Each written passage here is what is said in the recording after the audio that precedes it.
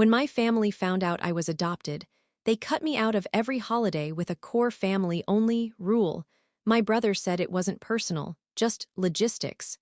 So I sent a gift that made them regret ever telling me I wasn't one of them. I was standing in the middle of my brother Mark's living room in Tempe, Arizona, holding a grocery store pumpkin pie like some kind of lost guest who wandered into the wrong house. Everyone else was already there: my parents, my two nieces, my sister-in-law, and as soon as I stepped through the door, the whole room went tight and awkward. Mark cleared his throat, wouldn't look at me, and said, "Hey, we didn't think you were coming." I blinked. "You invited me. Mom sent the group text." My mom wouldn't meet my eyes either. She adjusted the throw pillow next to her like it had suddenly become fascinating. "Honey, that text was meant for, well, the core family." I honestly thought she was joking. "We've never had some official category called core family." I laughed. No one else did. Then Mark said it. "It's just, now that we know you're adopted, we're trying to keep holidays simpler. It's not personal, it's just logistics." Logistics. Like I was some extra folding chair they didn't have room for. It had only been 3 weeks since they dropped the bomb on me. That I'd been adopted as a baby. That they forgot to tell me for 32 years. And only admitted it because I needed medical history for a new specialist. I had been reeling, trying to make sense of it, and I guess I'd assumed we'd work through it together as a family. But now they were literally excluding me from Thanksgiving because I wasn't biologically one of them. I stood there frozen, holding that cheap pie like a peace offering I never needed to bring. "So, I'm not invited." My dad sighed the way he does when he's pretending to be patient. "We just don't want things to get complicated. You know how traditions are." What traditions? There was no tradition of excluding me until they invented one 20 minutes ago. My sister-in-law finally spoke up, which almost made it worse. "We didn't want to hurt you, but we thought maybe giving everyone some space would be healthier." Healthier for who? Something inside me drained out all at once. Not anger, not grief, just this cold, clear emptiness I didn't recognize. I set the pie on Mark's kitchen island. "Okay," I said, and it came out way calmer than I felt. "If you want space, you'll have it." I turned to leave, and that's when Mark grabbed my arm, not hard, just enough to make me stop, and said, "Come on, don't make this dramatic. You know we still love you." I looked him dead in the face. "No, you love the idea of me, not me." I walked out. No one followed. I sat in my car for a long time, fists shaking, breathing so fast I felt lightheaded. The worst part wasn't that they cut me out. It was how easily they did it. Like tossing out a receipt after a purchase they didn't need anymore. That night, after crying harder than I have since high school, something in my brain just clicked. If they wanted core family only, fine. I'd give them something to remind them exactly what they'd said to me. Something they would never forget. And 3 weeks later, on Christmas morning, my brother called me in a panic because of the gift I sent. The gift that made them finally realize what they did. And that was only the beginning. I grew up in Mesa, Arizona, in one of those beige neighborhoods where every house looks like it was copy-pasted. My childhood wasn't perfect, but it was steady. Predictable. I thought that was love. I thought that was family. I was the youngest of two. Mark was older by 4 years. He was the golden child from the moment he could walk. I was quieter, the kid who liked books, the one who never caused trouble. My parents used to joke that I raised myself, which I thought was a compliment until adulthood made me realize it wasn't. Still, I never felt unwanted. Not once. My mom hugged me. My dad taught me to ride a bike. Mark and I fought like siblings, but he also defended me when I got bullied in 7th grade. Every birthday, every Christmas morning, every road trip to see the Grand Canyon, it all felt real. So finding out I was adopted at 32 shoved my entire life sideways. They didn't sit me down or plan a conversation. My mom just blurted it out while I was filling out a medical questionnaire at the kitchen table. I asked about family history for the new rheumatologist, and she oopsed her way right into telling me she didn't actually know that part. I remember staring at her. "What do you mean you don't know?" And she said, like it was a minor clerical error, "Well, honey, you were adopted, so we don't have all the details." I thought she was joking. Then she sighed, annoyed, like I was the one making it weird.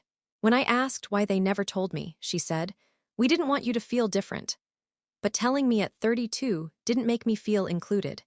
It made me feel like I'd lived my whole life unknowingly auditioning for a role no one told me wasn't permanent. After that conversation, everything shifted. They were polite, but it was like they suddenly didn't know where to put me. My mom started over-explaining things, like she was talking to a guest. My dad asked if I'd ever been curious about finding my real family, which hit me harder than he realized. Mark was the only one who seemed normal about it, until that Thanksgiving moment proved he was just better at pretending. Looking back, there were signs I ignored.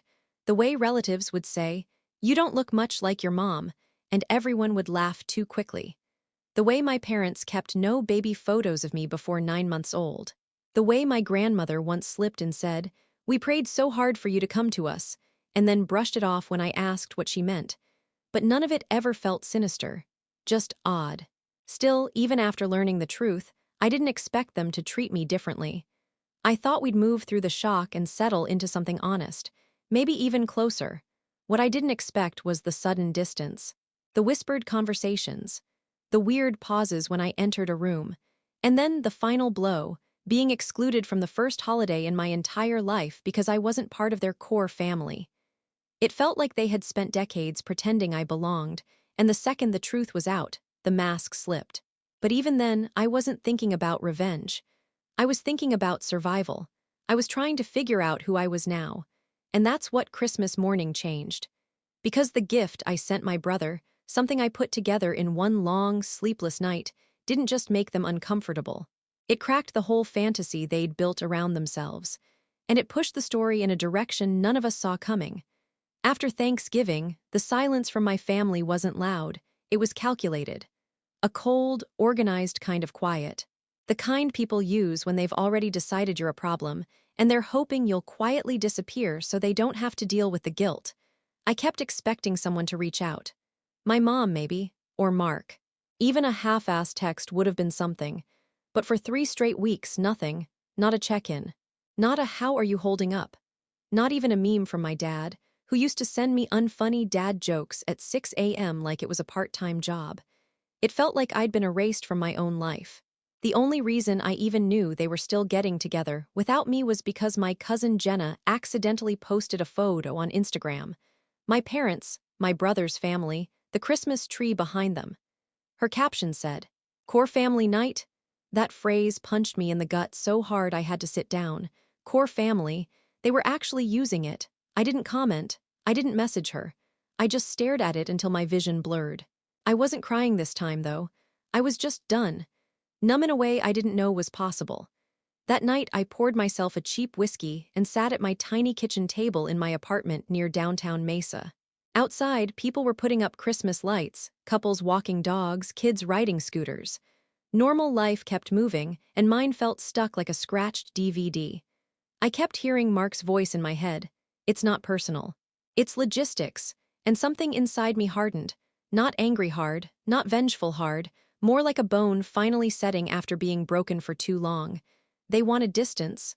Fine, but they were going to feel it. The idea for the gift didn't come from a petty place.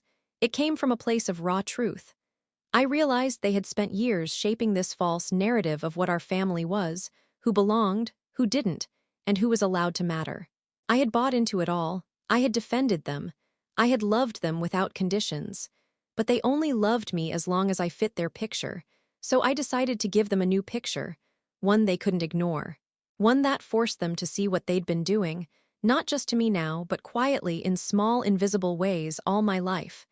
I spent 3 nights putting it together. I didn't sleep. I barely ate. It felt like a fever dream, but in that hyper-focused way where everything suddenly makes sense. I combed through old photos, old messages, old documents, every little detail of my relationship to them, every proof of my place, every memory they pretended was unconditional. Then I paired each one with something else, something they never expected me to find. By the time I finished, I had something that wasn't revenge, not exactly. It was like holding up a mirror and forcing someone to stare at their real face for the first time. I wrapped it neatly. Simple red paper, a white bow. Handwritten tag, "To the core family." I dropped it off at Mark's doorstep at 2 a.m. 2 nights before Christmas. The world was quiet. The air was cold enough to sting. I felt strangely calm. On Christmas morning, I was eating leftover pad thai on my couch when my phone exploded with calls.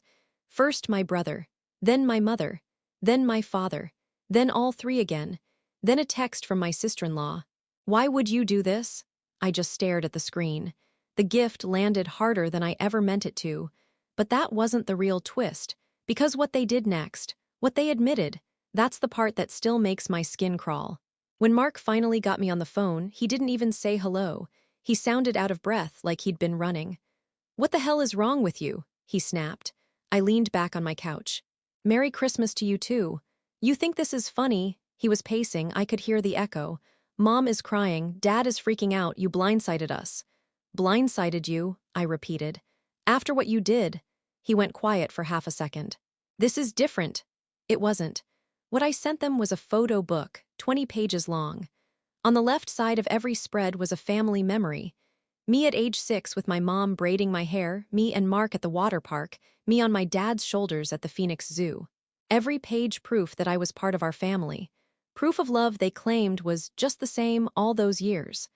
On the right side of every spread, I paired each memory with something they never expected me to see. Copies of emails. Old emails. Emails between my parents and Mark. Emails from years ago. Every message had a timestamp. Every message was real. I didn't hack anything. I found them in a forgotten family iCloud account that my mom used to back up photos.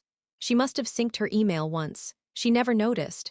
And those emails, they weren't just about adoption. They were about me. The first one I found was from when I was 14. My mother wrote, "I think we made a mistake keeping the adoption secret. She's so different from us. She doesn't fit." My dad replied, "It'll just make things harder if we tell her. Let's wait until she's older. Maybe she'll grow out of it." Another email, one that made my stomach turn, was sent when I was 18. "College applications came. Mark should get most of the savings. She's not really ours. I don't want to waste money we might need later." And another, "Make sure the family Christmas photo is just us. A separate one with her afterward is fine." Reading those made something in me break in a way I didn't have words for. But the worst one, the one that turned my whole world inside out, was from when I was 23 and living at home to save money. "Maybe we should start slowly creating distance. We don't want her expecting to take care of us when we're older. She'll have her own family someday. Better if we keep boundaries now." And Mark, my brother, the one who defended me when I was bullied, he answered, "Yeah, she's always been extra. Maybe it's better this way." Extra, not needed. Separate. They had been planning to slowly phase me out for years. Long before the adoption reveal, long before the Thanksgiving cutoff. The core family idea wasn't new. It was the end stage of something they'd been building behind my back since I was a teenager. So when Mark finally said, "You had no right to do this," something inside me snapped. "I had no right," I repeated quietly. "You planned to cut me out of the family before I even knew I wasn't biologically yours. You were doing this long before any of us were adults." "That's not the point. It's exactly the point." He tried to argue, to spin it, to say the emails were old, taken out of context, just venting. He threw every excuse he could think of at me. But the truth was out. They hadn't excluded me because I was adopted. They had excluded me because they'd wanted to long before the truth even came out. And then Mark slipped. He said something he didn't mean to say. Something that changed everything. Something that revealed this wasn't just passive exclusion.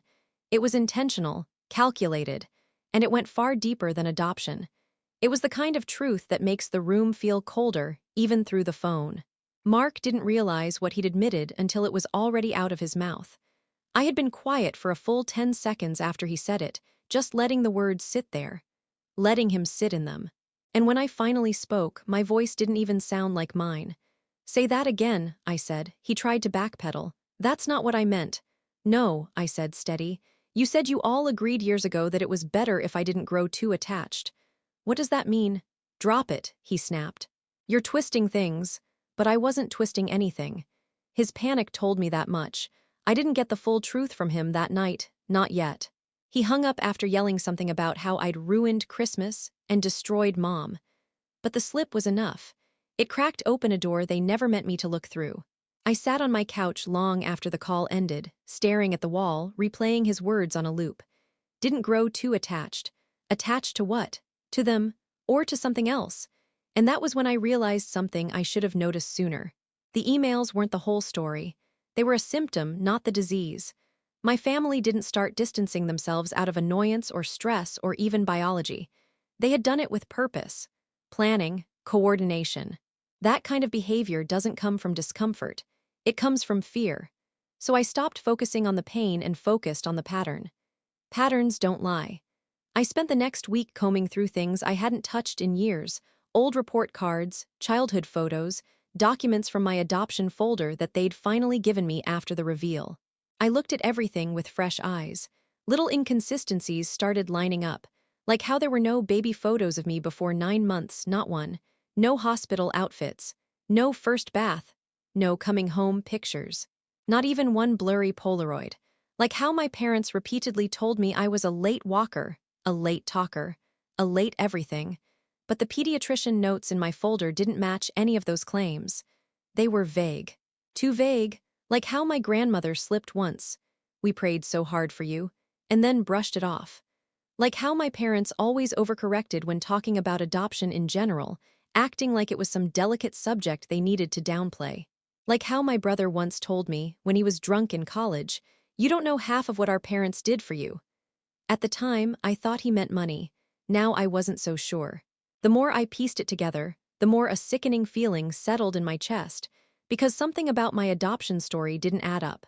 My file was too clean. My parents' explanations were too sloppy.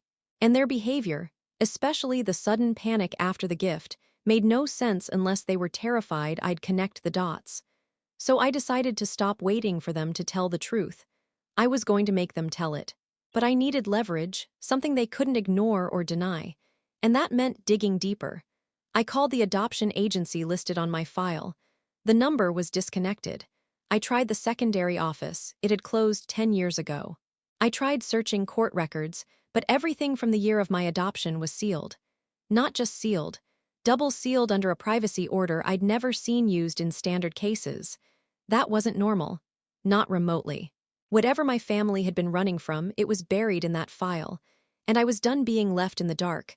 By New Year's Eve, I had a plan, a real plan, not emotional, not impulsive, strategic. Step 1.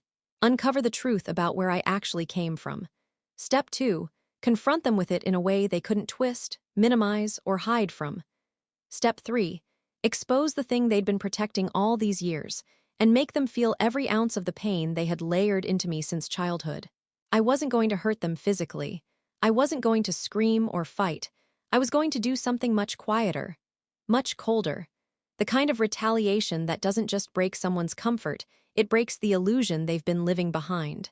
And by the time I took the first step, I had no idea yet that uncovering the truth would lead me straight into the second twist. Something even darker. Something I never imagined could be real.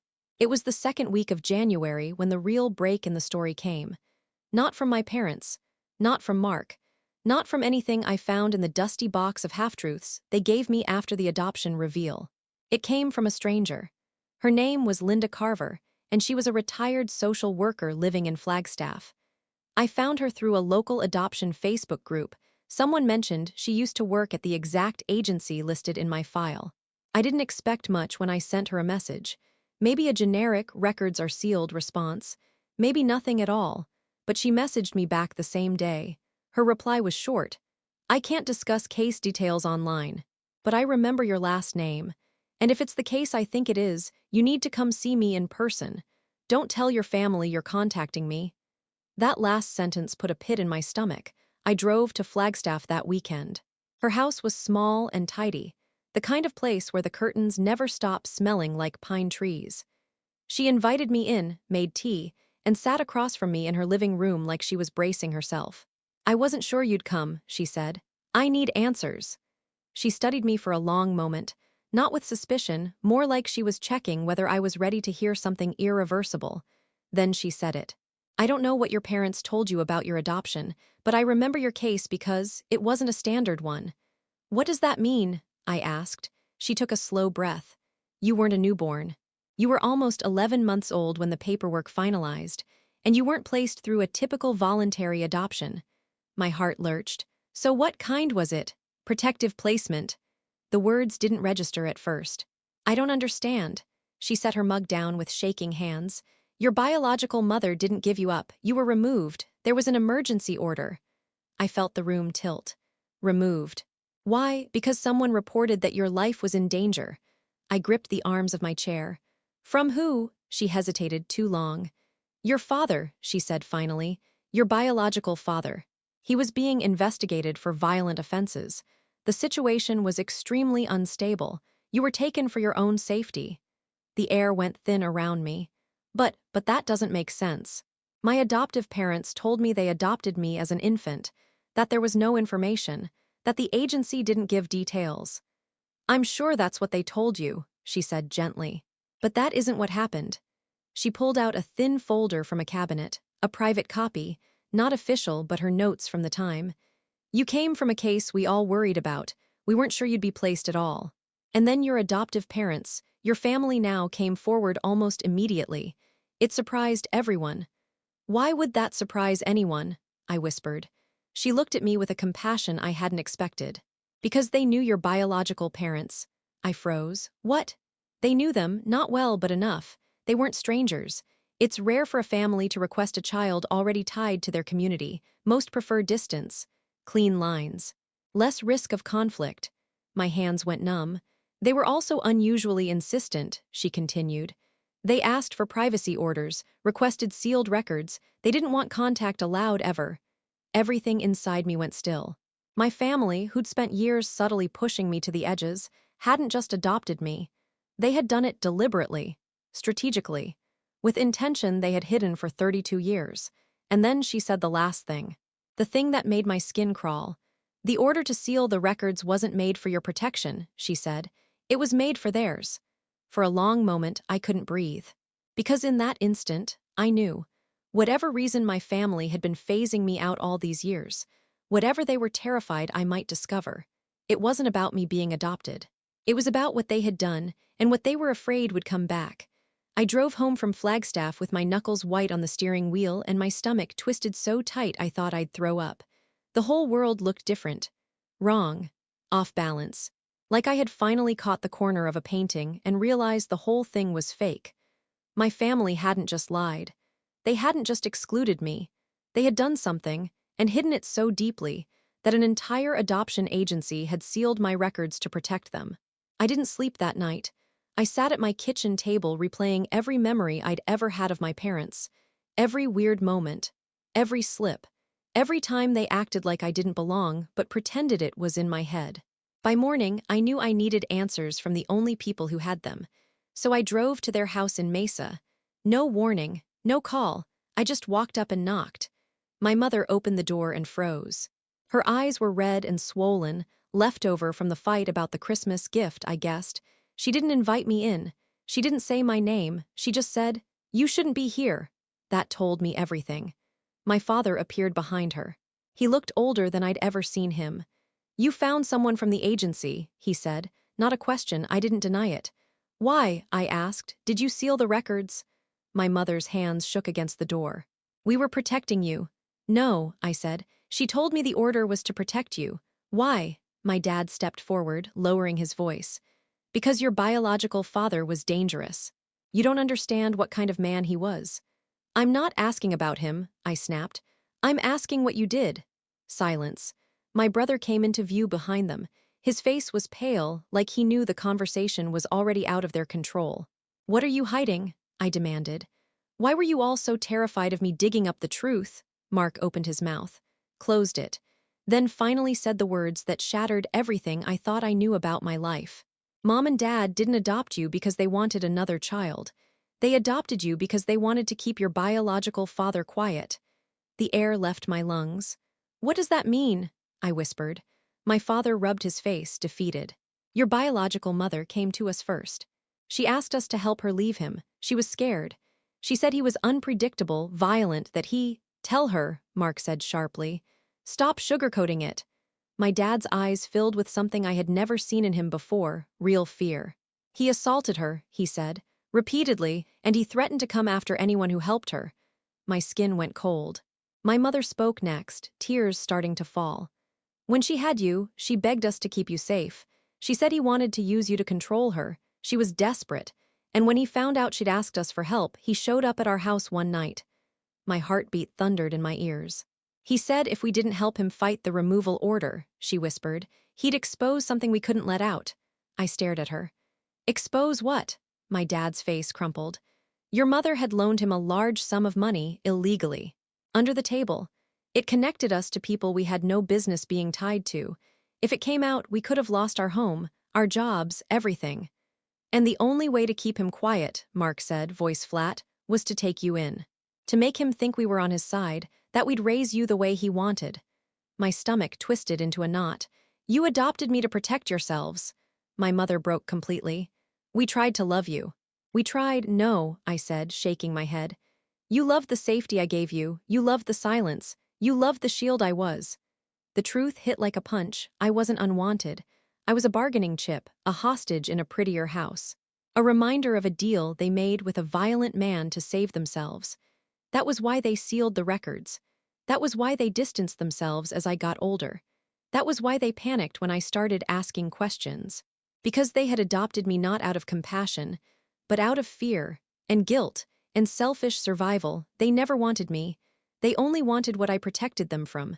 My voice came out hollow. You didn't cut me out because I was adopted. You cut me out because I reminded you of the thing you did, and you wanted to erase it.